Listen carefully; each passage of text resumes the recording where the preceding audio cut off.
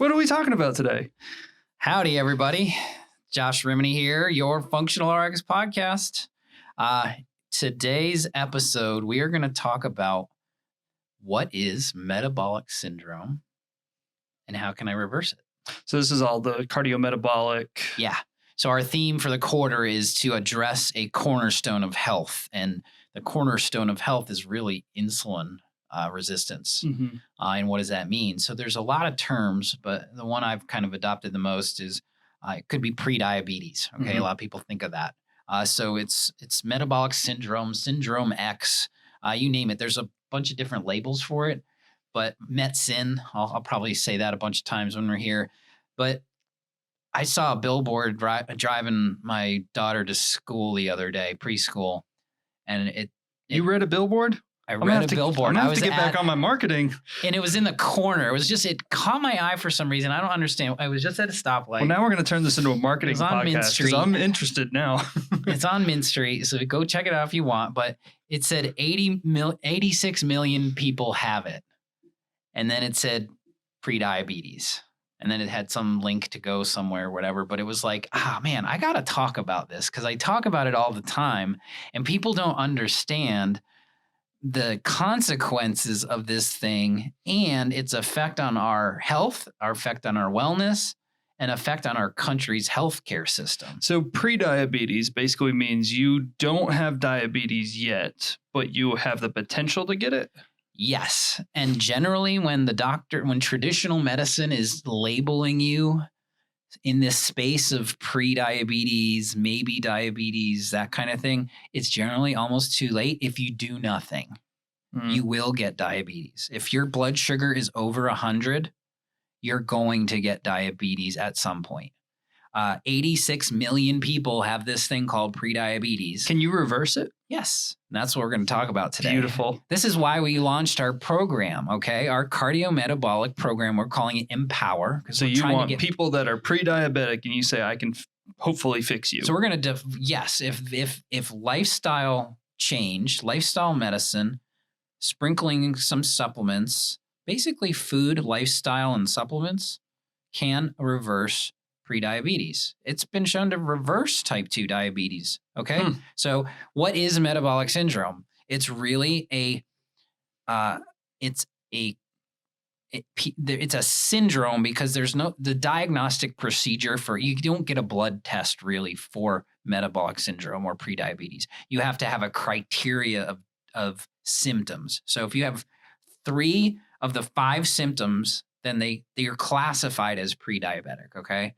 So first one is what they call visceral adiposity. A big word for I'm a little belly overweight. Fat. Yes, belly fat. So they measure that with waist size. So if you have a waist size of more than 40 inches for men and more than 35 for women. So that's just kind of the criteria, the baseline.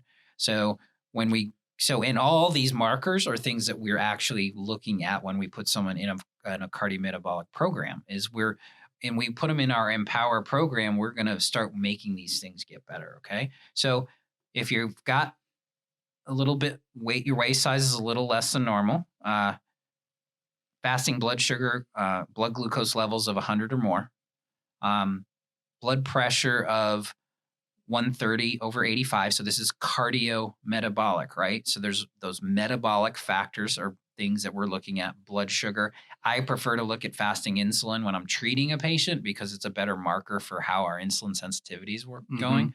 But blood sugar is cheap, easy, and it's a good marker for diagnostics.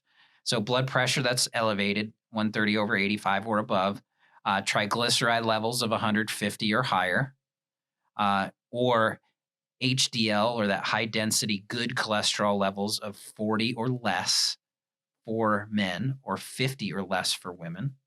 So if you have 3 of those 5, you're pre-diabetic. You're pre-diabetic.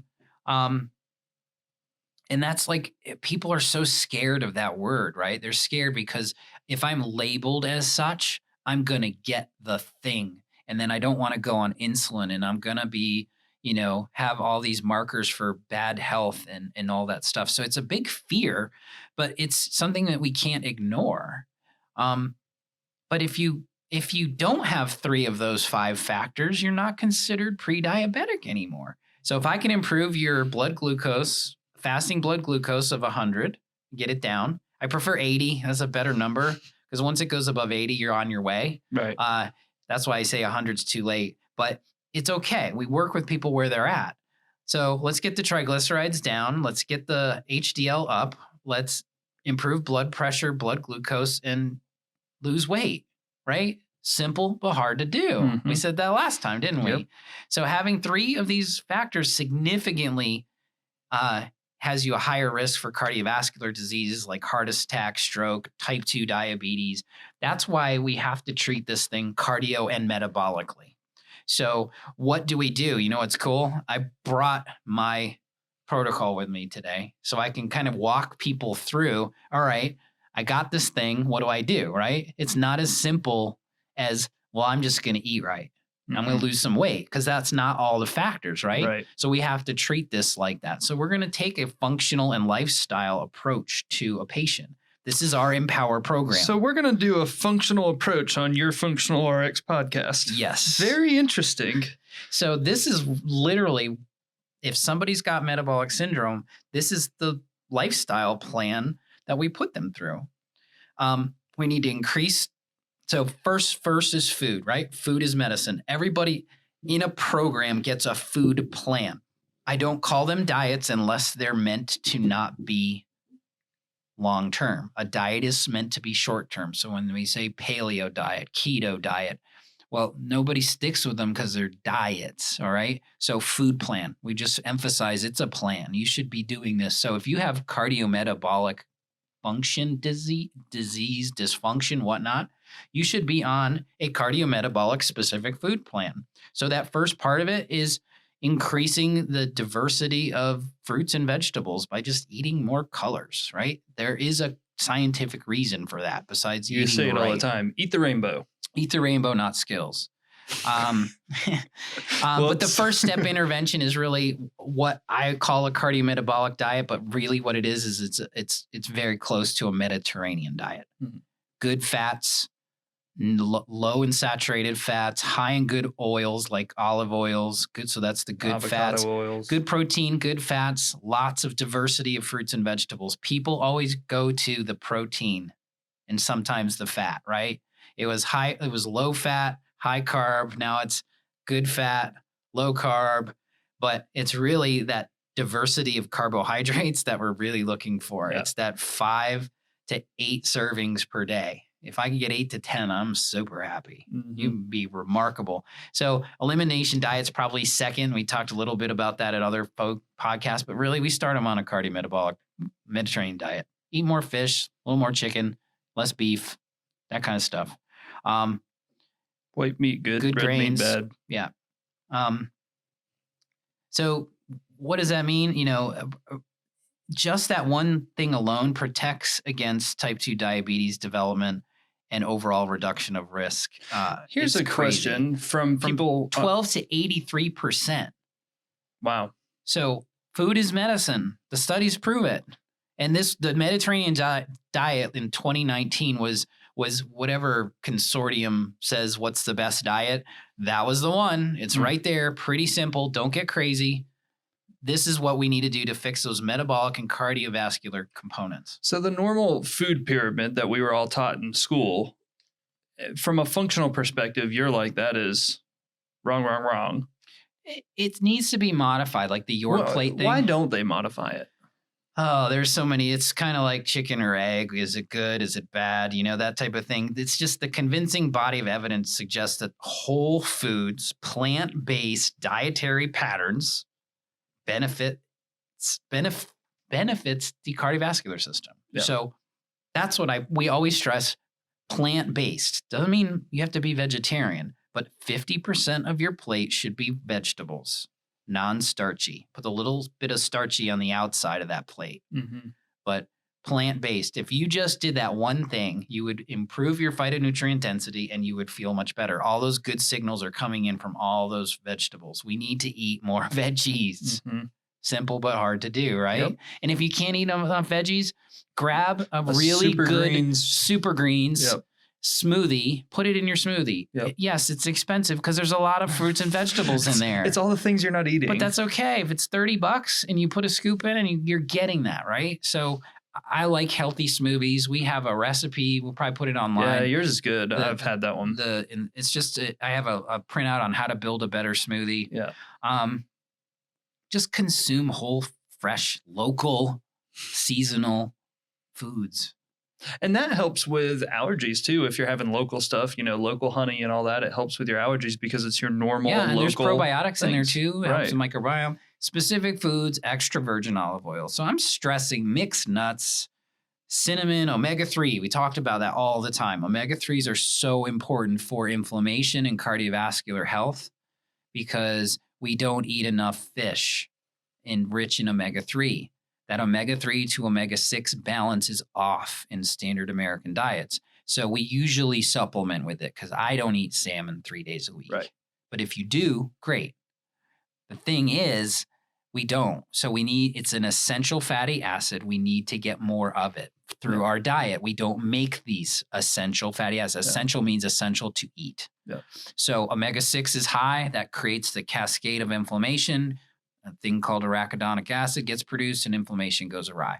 So anti-inflammatory diet is rich in omega-3 and good, healthy omega-6. It's got to be a ratio. Right. So high in fiber. This is another thing we just talked about.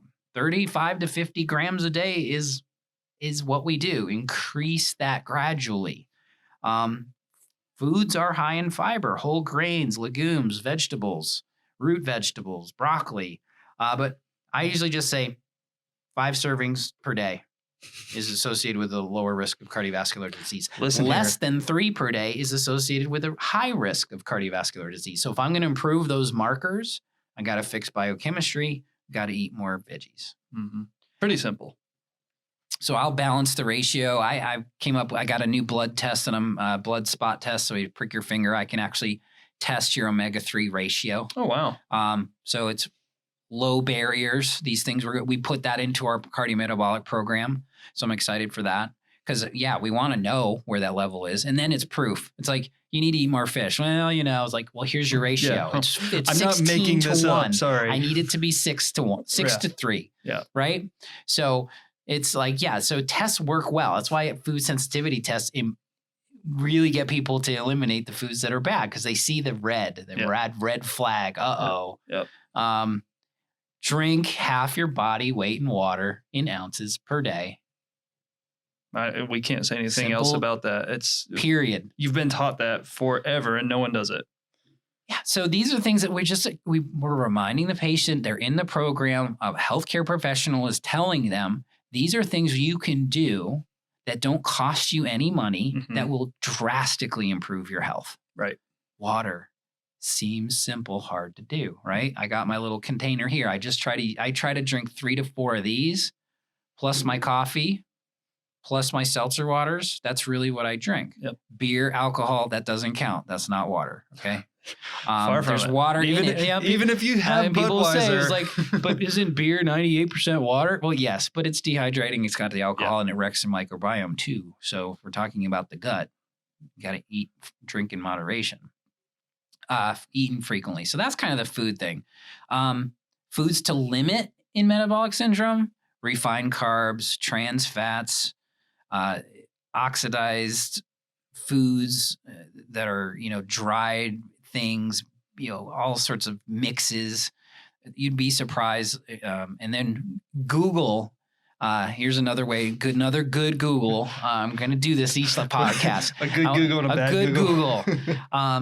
Google trans fats and foods.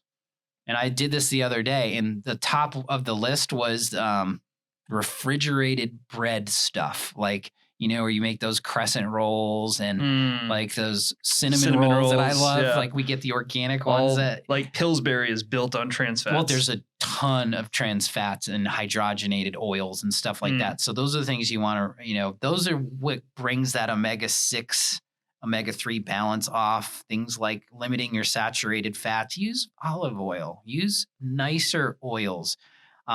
Use oils high in monounsaturated fats like olive oil, avocado oil, canola oil. I've used high.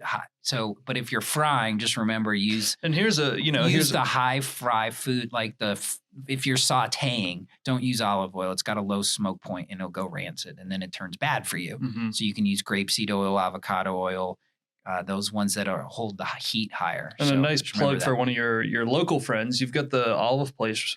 Oh, Pour Olive down the street they're on East awesome. Boulevard. Every time I come by, I go and get something. So 'cause we it's great. we drink vinegar in my family. Like my daughter Bree, she goes sour cucumbers. That's what she calls her. So I love good vinegars, and they have awesome flavored vinegars. So yeah, salad dressing. Grab one of their oils, grab one of their vinegars, pour them together, whatever ratio tastes good for you. Add a little salt, add a little Dijon mustard, which acts as an emulsifier. Mix it up. You've got a vinaigrette. Yeah, it's really, really Done. good. They have probably 50 different types of olive oils and 50 different types of vinegars. So I mean, you can make whatever you want. I've been trying to work on them so we can work together and do some cool stuff because that's healthy. Yeah, it's you great. Want to eat more veggies? You got to eat more salads. You got to eat more raw vegetables. My favorite one right now is the basil olive oil. Really, really good. Yeah, we do a lot of the balsamic, and then I'll tweak it with different oils. Yeah, and stuff we've had like a that. strawberry one. It's Super really good. Yeah. Eat smaller meals, that type of stuff. Avoid the fruit juices. That's just sugar. Fast foods. Get rid of it if you can. There's some great places around Charlotte that you can eat healthy. Lifestyle plan is next after food, right? It's simple but hard to do. We've got to get you sleeping better. Sleep is so important. It's got to be its own topic. So doing good sleep hygiene. But if you're not sleeping a good 6 to 7 to 8 hours of restful sleep, your stress response system's activated, your cardiovascular system, when you rest, it's like rest and digest, right? So gut health and sleep is the things you're in that state of rest, you can repair, okay? Mm-hmm. Our bodies repair when we sleep. Sleep apnea in itself is linked to cardiovascular disease, Alzheimer's, those types of things. So I always when they're in our plan, we address these lifestyle factors: nutrition, sleep, exercise, and movement. They're different. Relationships, and because community is important. We talked about that. If you're alone, you're not involved in your community and you're not having good relationships and strong emotional connections wherever you do, that's important. We're not going to get into exercise, but we get people moving 30 minutes, 5 days a week, 150 minutes per day is really where it needs to start. It could be high intensity, low intensity. You were my personal trainer. Yeah, we just recommend that somebody move your body. Move. Sitting is the new smoking. Yep. It's worse than smoking. So you sit all day or you smoke a pack of cigarettes. People think the cigarettes are worse. It's not. It's proven. Research the studies. I don't have it in front of me, but that is literally what people are saying. It's worse than smoking. So if we just put that in the back of our head, then come on, we're connected. We have iPhones and iWatches. Those things remind you to get up and move if you use them, right? That means get out of your chair, move around for a few minutes, go for a walk, come back, right? Those are simple things we can do. Stress is a big component of this. I can't stress it enough. Part of someone's lifestyle plan is a restoration plan. We have to restore the body. So if that's guided imagery, meditation, biofeedback, we use HeartMath in our clinic, which has profound effects.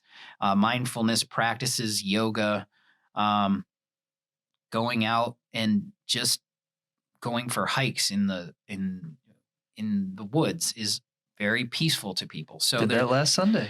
So whatever, it could be religious, it could be counseling, whatever it is, we just don't want to make assumptions. Somebody has to do a mind-body thing, some restorative thing. So I love HeartMath because it's a thing that you can actually see kind of your score building. I say we've got to go from depletion to renewal. We got to recharge the batteries. I love this component of managing stress and identifying to people why it's so important, because the studies are there. So we don't do it enough. And I take it for granted because I try to do it all the time, every day. I started my 5-year-old. She loves doing this like 3-minute meditation before she goes to bed. Really? It's a guided meditation for great. kids. One of them's like blowing candles and just deep breathing and imagining you're on a beach blowing candles, that kind of thing. So can you imagine what we could do? So every day, if we did 10 minutes worth of something that's going to help restore the mind and the body, has clinical efficacy. So we start with deep breathing, but we move someone into something that they can appreciate and do every day. Right. And it doesn't take a lot. So that's and then we throw the supplements out there, and we're going to probably do a podcast just on cardiometabolic supplements, because, what people think is, well, I have the thing, I need the pill, right? I got to go on metformin. That's the first one. And then I got to do this. And then I got to do my blood pressure. And then I got to do my cholesterol, right? There's medications for all of those criteria, right? Weight loss, cholesterol, blood pressure, blood sugar, right? Well, we're going to talk about in our podcast, and probably the next one, is what can we take that's not drug related to start working these markers down so we can get rid of those criteria, which is essentially reversing cardiometabolic or metabolic syndrome, pre-diabetes. Let's get rid of that. So you got to empower yourself to do it, right? Those lifestyle modifiers we just talked about, they all have to be worked on. So it's not. So this is the what and how we can do that. And I can tell you the medications don't reverse it. They mask the symptom of the disease. You're still going to have it. We talk about it all the time. It masks a symptom. So let's work the body, give them the right nutrients, the good supplements. And then, so that process is usually 3 to 6 months. Our program, I'd love for you guys to stop by and talk about this program. This is the one we're launching. So we want to make sure people, and it's the engagement is very small. It's not super expensive for somebody to go through this. I think I priced it cheaper than Weight Watchers. So Weight Watchers, essentially, that's the difference, right? It affects the weight piece. It did not affect those other criteria, right? So we're not going to reverse diabetes, pre-diabetes, that kind of thing by just losing weight. We have to identify all those markers for your health. So it takes a little test, takes some things, but we want to be the accountability people there. So that's kind of it. That's what metabolic syndrome X is and what you can do about it. So for more information, go to our website, stop by the store, talk to our wellness department. If you like this podcast, please share it with your friends. Give us a 5-star rating. Our goal is to build a wellness community this year, and this is how we're going to do it. Give us a rating, and then we'll see you next time. I'm Josh Remini, and this is your Functional RX podcast.